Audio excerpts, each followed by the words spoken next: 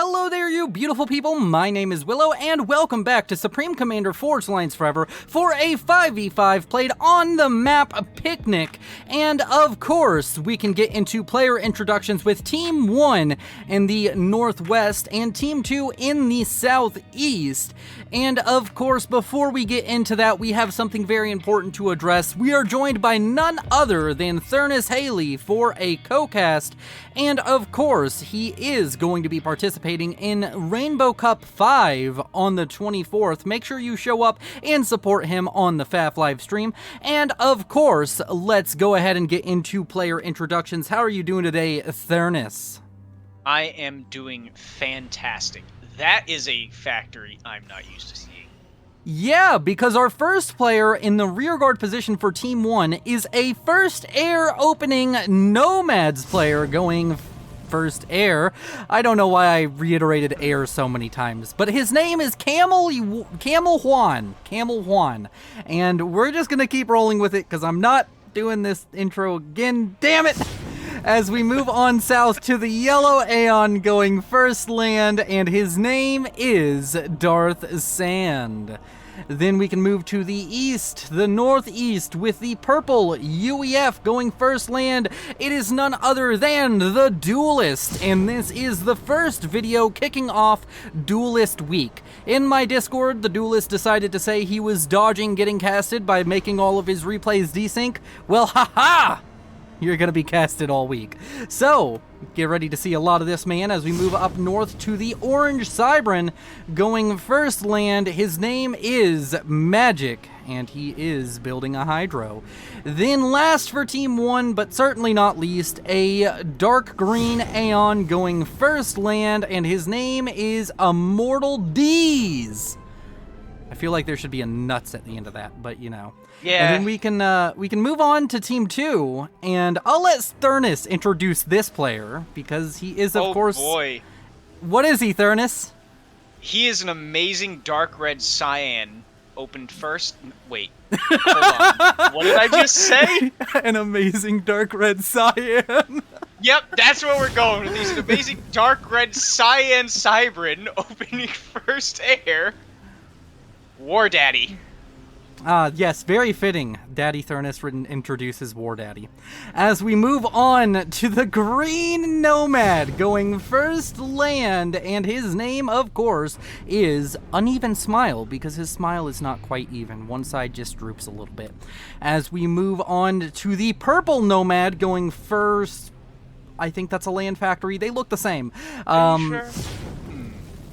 Yeah, I was right. It's a land factory.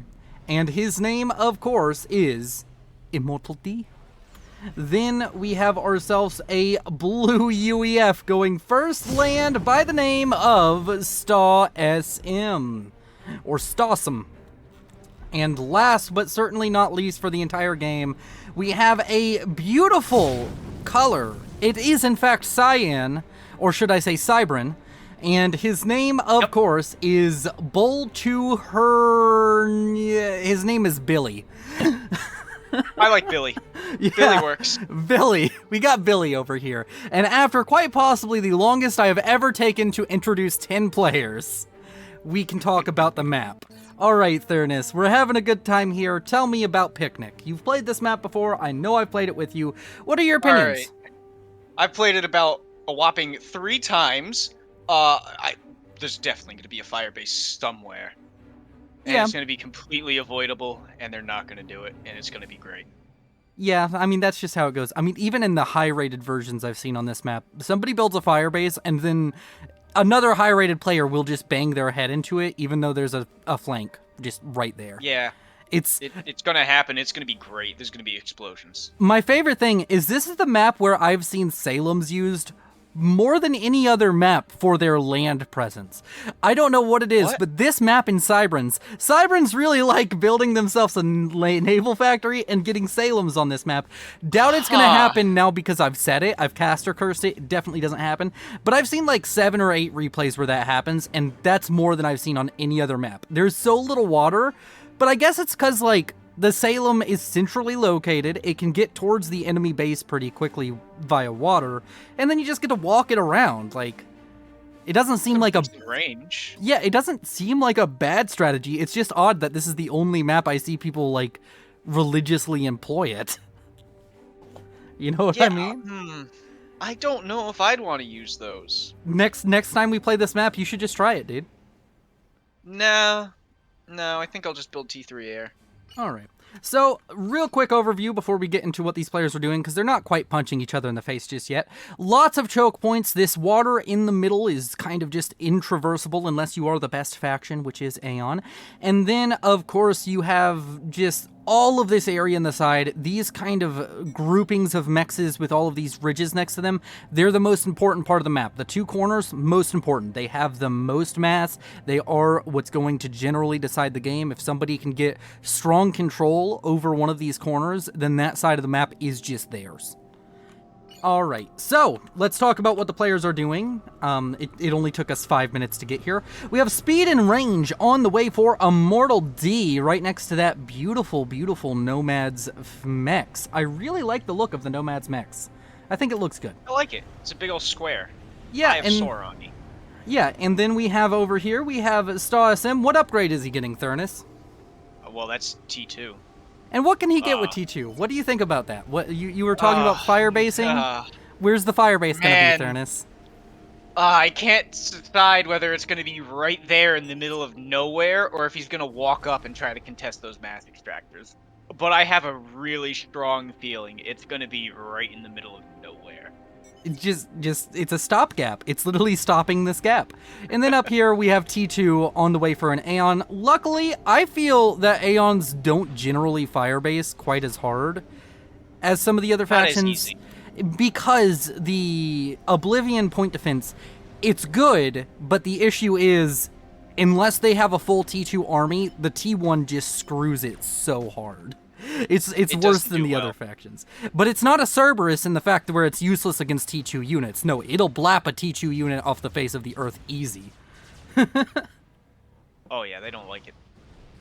Then we have damage and range, so it's a fun little mix. So down to the south, the southern side of the map, we have gun upgrades for both sides. And then on the north, we have two players getting T2. So both sides, the two halves of the map, they know what they want to do and they're going to do it. Star SM walking forward, he's maybe going to try a triad creep. He is contesting at least that forward-most mechs, which means that his opponent will either have to get T2 themselves or find a way to dislodge the little UEF boy right here. And he is seemingly going to try a triad creep, which is generally a good idea. Triad, definitely the strongest of the T2 PD. I don't think anybody's going to argue that. The Seraphim would be if it wasn't a line of sight weapon the way it is, and so low to the ground. Yeah, if it didn't hit the ground half the time. Pebble, if it didn't hit a pebble, it'd be pretty good. As over here to the north, we have our first little harassment option coming out from Immortal D. Is going to take out a mechs over here. Even has a bomber flying around, might be trying... Whoa, what the... Who? That's a very odd attack. It's an NG. It's a bunch of NGs. He's made a spider web of attack moves. Oh, it's ugly. Too much red. 4 NGs have attack moved the entire map. Okay. I mean... Honestly, it's not bad. It's just if he ever presses shift, he's gonna have to look through this spider web to find the real order he's looking for. Yeah, luckily that bomber just got rid of one of them for me. So Duelist had to pause his damage and range upgrade. My guess is he was and still is power stalling. He's built a lot of power, but he is definitely sinking it into something, and I'm not quite sure. Maybe too many mechs upgrades while also going for the damage and range. He's not even assisting it with mass storage. It's the mass storage production? It's mass storages. That makes sense. Wow, he's going hard. Yeah, he's gonna be a scary boy.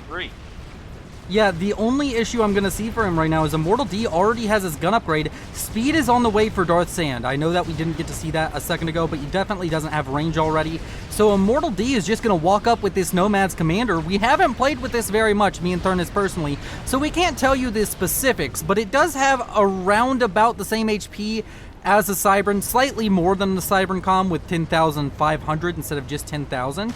And I don't know if the... quick. Yeah, no, this is the base speed of the Nomad. He can get a speed upgrade though. He's the only commander in the game that can get a speed upgrade. I don't like that. You don't like the walk animation or the speed upgrade? No, I don't like the speed upgrade. Yeah, I think there's 2 of them in fact. Whoa. So he can get moving faster than some units. Like he can outrun a Fat Boy, I'm pretty sure, later on in the game. Oh, well.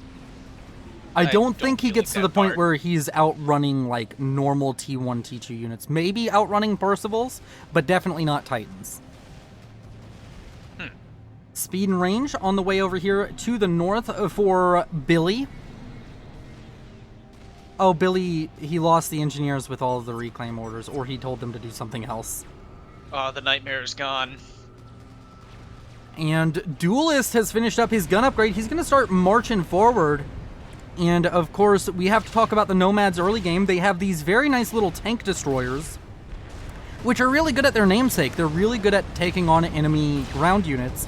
But they're really kind of lackluster against a commander, I feel. Whenever I've used them in the past, it's like, yeah, they have all of this range, they have all of this stuff, but they don't really have, like, the alpha of an Aurora, so you don't have that threat of them just walking up with, like, if somebody walks up on you with 30 Aurora, it feels real bad.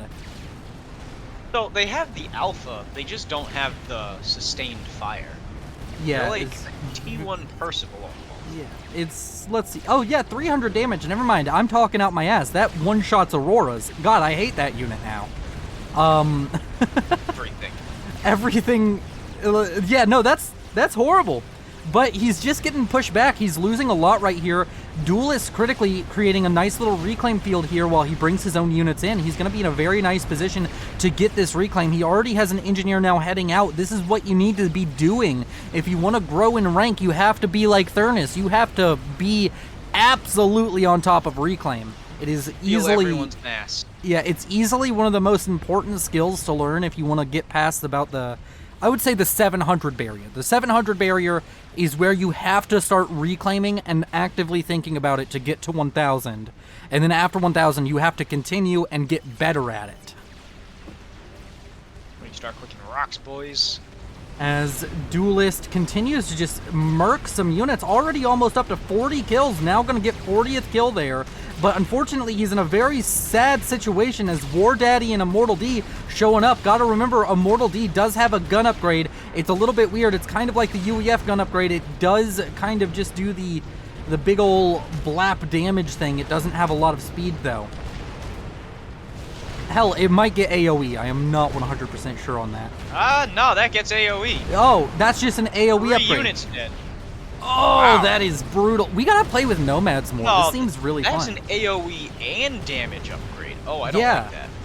Dude, we gotta play with Nomads some more. We'll host some customs after this and do some Nomads gameplay. Are you gonna play Nomads or are you gonna play Cyber? You're gonna play Cyber. I'm gonna play Aeon, so it's gonna be real not interesting. I'll make myself play not And Cyber. here we go. This is the speed upgrade. The ACU speed upgrade. It's called the Locomotor. Train. Yeah, he's gonna be rolling down those tracks and just causing Duelist a lot of issues. Duelist needs to be careful. He's trading HP, but ooh, those 200 damage shots from both sides. Feel good. But the Duelist is just behind as far as the HP tradings go. Both sides get to walk away from that one unscathed, it would seem. Down to the south, we haven't really been watching it, but Darth Sand has just completely shown dominance on this southern side. These mobile anti-air also have the ability to fire like artillery, but it's very, very not good to spam them. Yeah, these are the anti-air and they fire like artillery. They have these missiles that fire just like artillery. Oh, I don't... It's kind of like a tactical missile, but I was fast. like, how does he have TMLs? Yeah, they're tactical missiles that are really fast, but yeah. They're not actually that great at killing off land units. It's kind of like the fact didn't that look like they hit a thing. yeah, it's kind of like the fact like the Sky Slammer. Yeah, it can shoot ground. Is that ever going to matter? Exactly. No. Never. It's a lot of anti-air he's building. I think he might think that this is his artillery, but no, he needs to be building things like the tank destroyer, especially against Aeon. Now that I've realized that it just one-shots Auroras, it'd be really bad though Oh no, it against one-shots all their flares. tanks. It one-shots all the tanks, even pillars? Yeah, I think the striker only has 300. The striker only has 300. You're correct. I'm just wrong. It really is a tank destroyer. It destroys tanks. That gun upgrade is one-shotting strikers with AoE. I don't know if that was a full one-shot because a lot of these are damaged. Because I saw it. I saw the splash hit a archer and it didn't die. The archer has more health, though. Does the archer have more? It has 310 HP. You're right. I don't play UEF. I just play Aeon. I know the health points for the Aeon, and it's all depressing. Because it's I've like memorized too many health pools. Is Darth Sand gonna die here? Yeah, Darth Sand looking like he's in a real rough position. All of these tank destroyers as well as these two comms. I think Darth Sand is just dead here at the 13.5-minute mark. And that's going to be our first little imbalance. Now, the critical question, is it full share? No, it is share until death. So now we get to watch this unfortunate unfolding as the Aeon base of Darth Sand falls into the ashes and dies. I really wish it would have happened sooner for my timing there, but come on. There we go! There we go. We figured it out. That means they lose Aeon tech, too. No, they don't. Sniper bots. No, they don't. They don't? Oh, wait. Oh, yeah, here. Their highest rated player is also Aeon. As it should be. No, Cybern. And their lowest rated player is Cybern.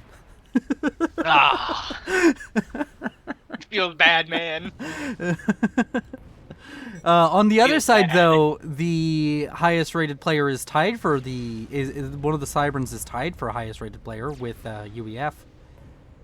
Make me happy. And a Nomads. No, that's not. Yeah. What are those tanks that T2 tank? What is that? That is the Brute. It's just kind of like That a looks cool. It's like a pillar. It's kind of like a pillar, but with 3 barrels. Oh, that looks cool. I like it. Yep, it's very nice. They have 2 different options for tanks at T2, as far as I remember, much like all the other factions.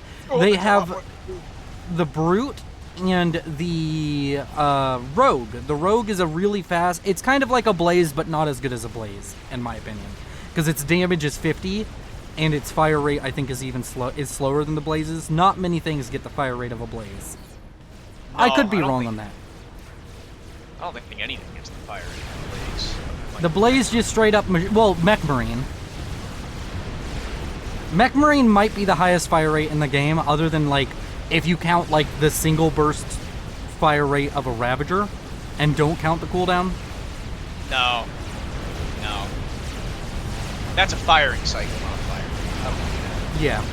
Over here to the east, a lot of Auroras assaulting this position, but there's just too many Utashalas. These T2 point defense of the Seraphim really, really good into T1 units because they don't overkill, but they do have a lot of damage.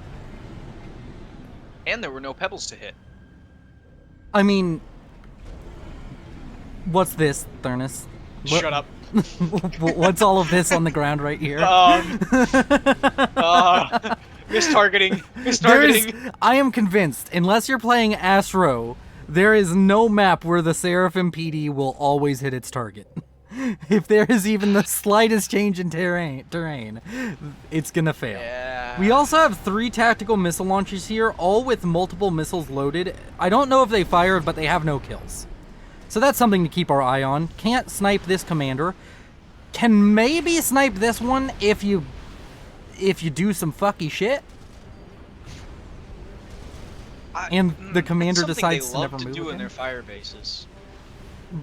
And I want to point this out. People always are like, UEF Firebase, haha, so funny. It's not just the UEF firebasing in this situation. There's 4 firebases from all 4 of the base game factions. Yeah, I don't like... The only one that's going to win there is the stealth fielded one. The Aeon. This is our thumbnail. It's just going to say 4 firebases at the top. 1, 2, 3, 4. Oh, we'll do it like this. This makes more sense. Yeah, you can actually tell what's going on here. But the four nations. Okay, which of the this is more important than anything going on in the game. Which of the 4 factions in FAF are the Fire Nation? There is only one correct answer. The Fire Nation? Yeah, from Avatar: The Last Airbender. Okay, in what sense? There is only one correct answer no matter what sense you look at it. I mean, I'd like to think the Cybern, but my gut tells me Seraphim. Yeah, because everything was fine until the Fire Nation attacked. What happened? Yep. Everything was fine until the Seraphim attacked. Well, I don't know if I'd call it fine until then. Listen, It just got worse. humanity killing each other has been a thing for a long time. We're used to that. We're not used to aliens coming in here and killing us.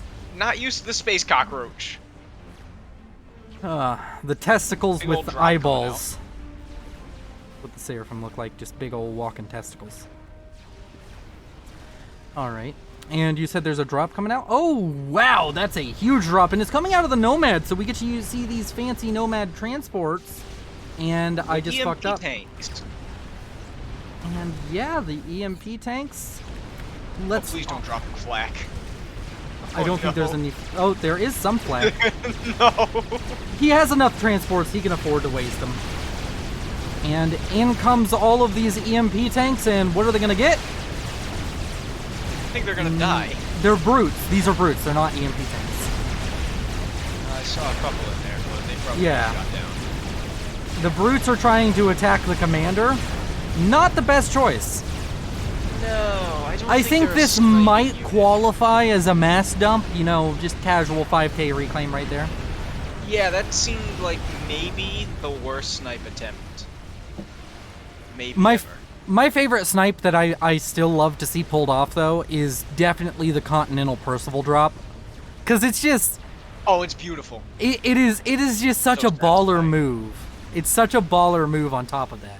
It's just like, yeah, I'm so rich I can risk this transport, which now that I've put Percival's on it, is like worth 10k mass.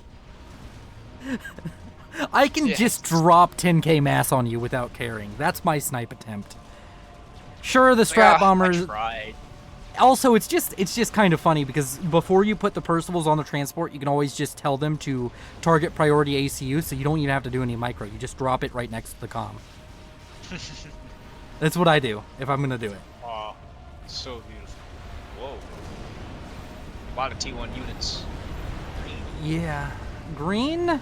Those their tank destroyers? I think this is the classic overreaction, and of course he's a 600. It's okay to be bad at the game. Me and I think Thurnus agree. It's fine to not be good at the game, but we like to point out things that are really inefficient. He saw himself getting destroyed by Darth Sand at the early levels, and he overreacted with like 12 T1 factories. Fair to call it an Yeah. overreaction. Yeah, at some point you gotta realize the mass stall doesn't make the units build any faster. Yeah, I'm sure it's a mass stop. Whoa! It's not. Oh, It's all not. T2 mexes. True that. Is it ringed with power? No, I thought it was ringed with power for a second. We're giving him too little credit. Over here, the fire bases! See, look, now they have an excuse. There was no flanking option unless you're Aeon here. And the Aeon is, like, landlocked. So, they did just kind of have to brute force through one of these fire bases, and Staw SM, the first player to lose the firebase fight, Immortal D under huge pressure. He has the locomotor, he could try and run away, but now we have these Hornet T3 heavy gunships that just launched like Percival shells. I love to see them. They're so cool to look at. And we also have the T1 gunship out from the Nomads as well, trying to protect Immortal D, but you can see him just running away here. That's the locomotor upgrade coming in huge usefulness here. He might be able to get into the water just in time as the Titans and those gunships are trying to kill him, but he doesn't go deep enough and he might just die. No! He gets away just in time. And here's Thurnus to tell us, I hate that, I hate that locomotor exists. The whole time I'm like, he should be stuck. The Siren should have it. It's not fair. You're sounding like me whenever I'm like, the Aeon should just have a better T2 phase when they arguably have the best T2 phase in the game because of the Asylum. The Asylum is so good. I wish Cybern had it. I wish the Rhino could hit stuff. The Deceiver is also good, but it suffers from the fact that like a very low. The counter is a very low mass investment. Yeah. Unlike the Mermaid, where the counter is pray and hope you have more units and run at them, because scouts don't always work. A power armor upgrade? Oh, yeah, that Super Nano? So power armor, I'll go ahead and read it to you. We're trying to just let you all know what Nomads does, apparently. He got rid of... What did he get rid of? Okay, so Locomotor, yeah, it's only a 1-tier upgrade, but you lose T2 and T3 for it. Let's see. Autonomous repair... Okay, I don't know why it's called power armor, because it's emergency repair system back and automate... Yeah, autonomous repair system back. Increases the max health and the efficiency of the repair device. So there's an active ability on his commander right now that just gives him a bunch of HP. And over here to the north, Star SM dies because we were looking at that upgrade. I'm not quite sure what to... It may have been a Control K. Oh, it was a Control K, I think. There's nothing over here to indicate what killed him. He might have gotten sniped. Check for wrecks. Yep. That's a wreck of a T3 gunship. Nomad. Nope, that's Nomad gunship. Oh. It's too chonky. I'm not used to it yet. I think. Also, if the Strat Bomber sniped him, wouldn't the wreck land over here or over here? Not right next to him? Yeah, that's a good point. As over here to the north, a bunch of Renegades shooing off some Titans out from the Duelist. I know I'm calling it Duelist Week, but we really haven't talked about him too much. He's just kind of played a good game. He just showed up and played a lot of land. And now, with Team 1 already regaining the territory lost by Darth Sand, it's looking real rough for Team 2, and this is why No Share is a very feast or famine kind of game.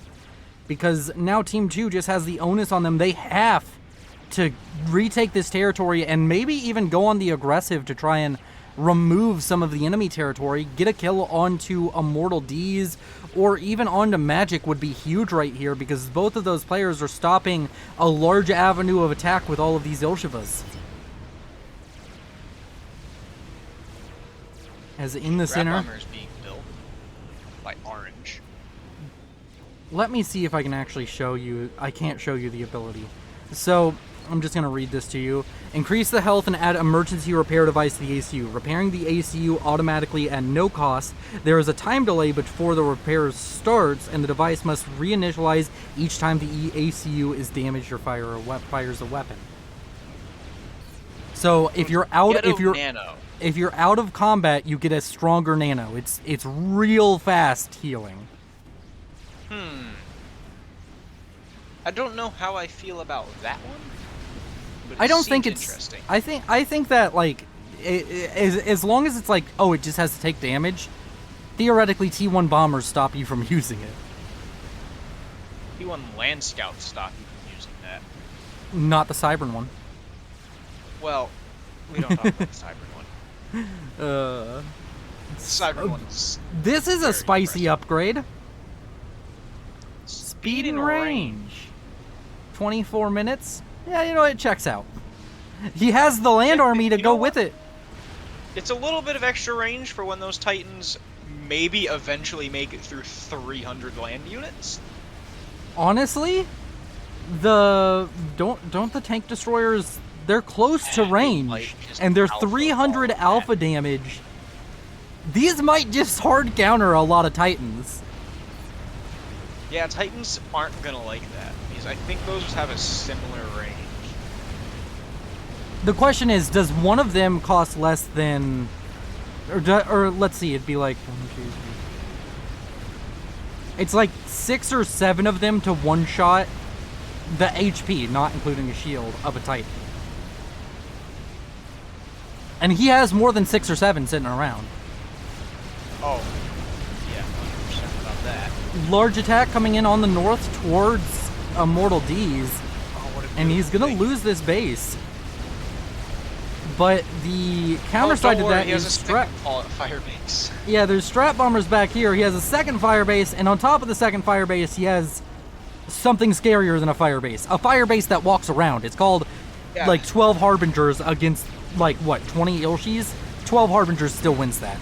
Yeah, I'll put my money on the Harbs. Yeah, and then they can just suck up that reclaim field. Yeah, the Harb's gonna... I mean, they may just come in and suck up the reclaim field while the Ilshis move on to greener pastures and try and attack the Firebase out here for our man Magic. And over here with Locomotor and that upgrade done, 41,000 HP, 5 ranks of veterancy, 10.9 thousand mass killed. Still, I would be afraid to engage this. That is a scary army out from the Duelist. Percivals are a very scary thing. Those are the unit I usually stop fighting with my commander. I don't, because I play Chrono and Asylum spam, so I don't get that much health. Well, I can get more health than a Seraphim com with enough Asylums. I don't get those either. You can. We always play together. It turns into Cloak. We all play. We play together so often. You know, you can always just ask for T2 Aeon, right? Shush, I don't think about that at the time. I don't think about building a second HQ. Oh it's my! expensive. What? Sluggers. It's a big old block. Yeah, it's a big old block. It's kind of like the Percival, but not as good.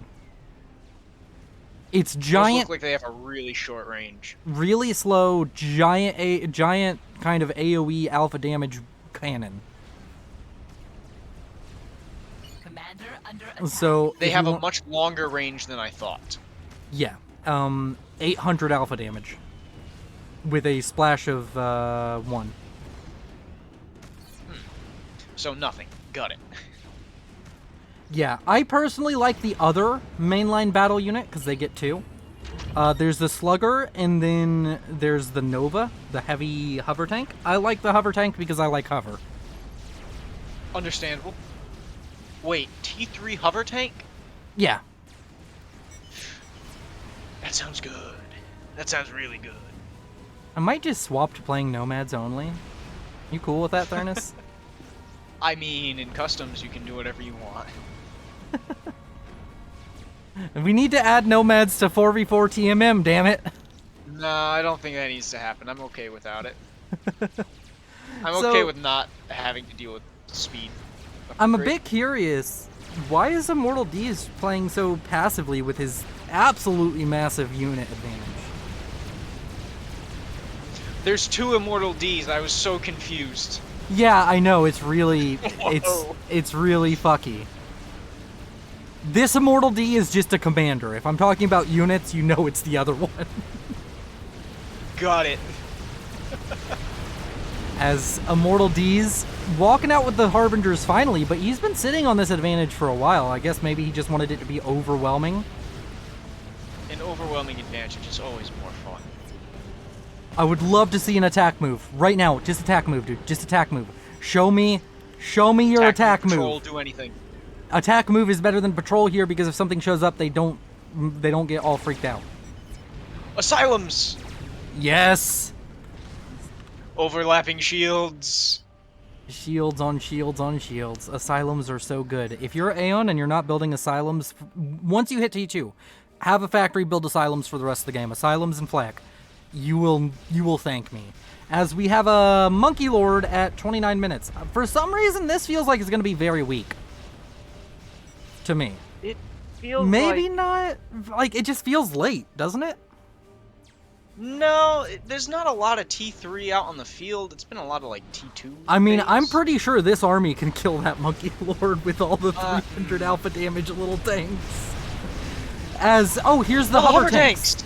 Yeah. Oh, they're quick. They are quick. Are they keeping pace with Titans? Yeah. Oh, that's quick. It's just their raiding unit. But it hovers. It's their raiding unit, and it has a bunch of different weapons. It has, like, those missiles you saw, and then a main cannon.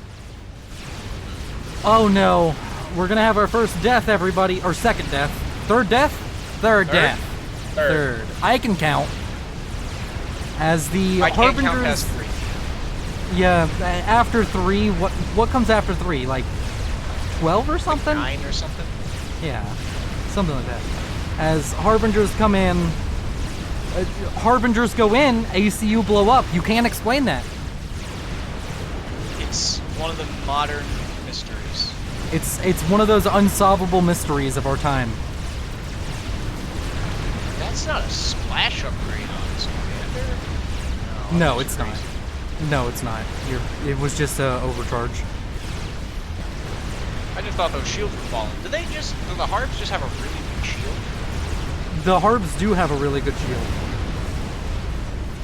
The shield on the Harb is 1,000 HP. Oh, okay. You see, I thought it was higher. Oh. Gondor is falling, and Gondor is a support commander. Gondor is falling, everybody.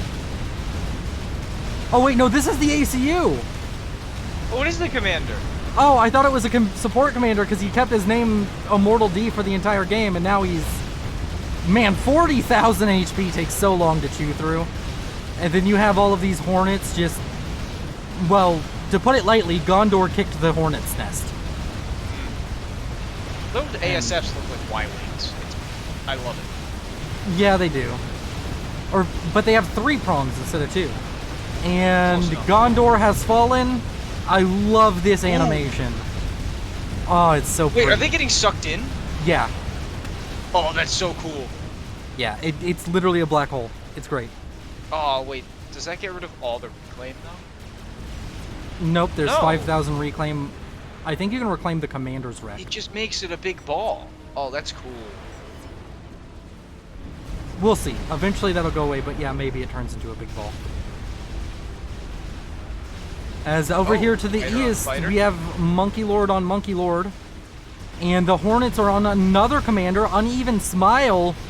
He's not going to be smiling for much longer. As the Hornets are going to come in and kill off that commander. We have Monkey Lord on Monkey Lord. We'll get that calm explosion in the background. Cinematic effect. And I think that the Monkey Lord for, yeah, orange wins. Yeah, got to shoot first. I know that it sounds like a cop-out because I mentioned it after it died, but I was going to say orange. I was going to say it because it had 2 bricks of DPS. Oh. Yeah. Yeah. I didn't notice which one got Push to up shoot left. first. And, yeah, where's the last commander? Oh. In a puddle. War Daddy, what's he getting? He getting Mazer and Telly? Ras. Wait, that's Nice. Ras. That's Ras Oh, that wasn't the done. right guy.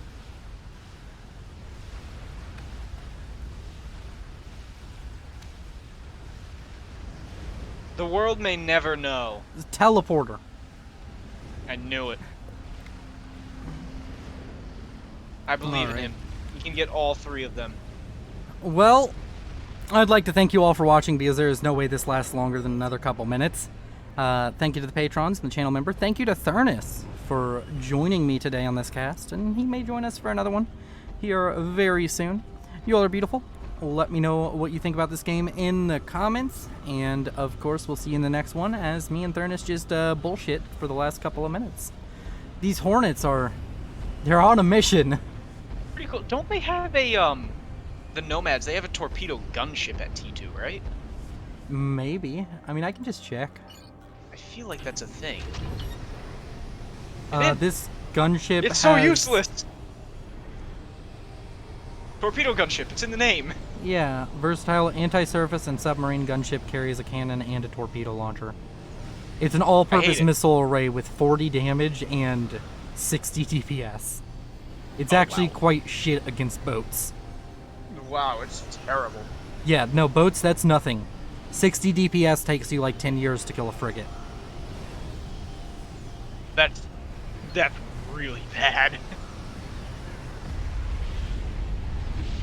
Okay, well, he did die, but we learned more about the Nomads. Thank you all for watching. It's been fun. I know some of you don't like the co-casts because we get off topic and I'm not, like, obsessing over the game, but we're having fun. We're talking here. You all are beautiful. I'll see you in the next one. This is Willow, signing off. But if I lay down and I play dead and I stay dead, maybe you'll get sick of being the